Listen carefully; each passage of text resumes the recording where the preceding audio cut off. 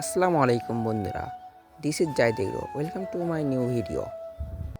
আপনারা যারা খামারি ভাইরা আছেন, অর্থাৎ মুরগির ব্যবসা করেন, মুরগি পালন করেন, তারা হয়তো অবগত আছেন যে পোলট্রি মুরগি সাধারণত 30 থেকে 35 দিন পালন করার পরে বিক্রি করতে হয়।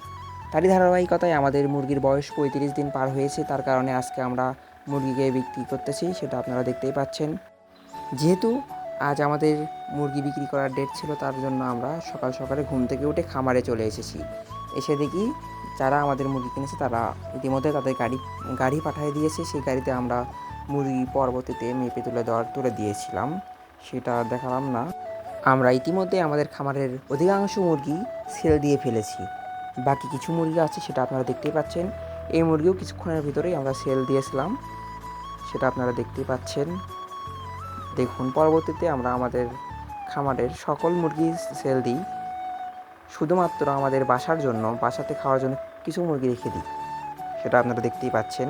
এই কয়টা মুরগি আমরা আমাদের বাসার জন্য রেখে দিয়েছিলাম, আর বাকি সকল মুরগি আমরা সেল দিয়েছিলাম। আর আমরা সাধারণত কন্ট্রাক্ট ফার্মিং করি কাজী কোম্পানির সঙ্গে। পরবর্তীতে আমরা যেগুলো আমাদের বাসাতে খাওয়ার জন্য মুরগি নিয়েছিলাম, সেগুলো আমরা আবার খামারে রেখে দিলাম। সেগুলো আরও কিছুদিন পালন করে খাবো। So thanks for watching.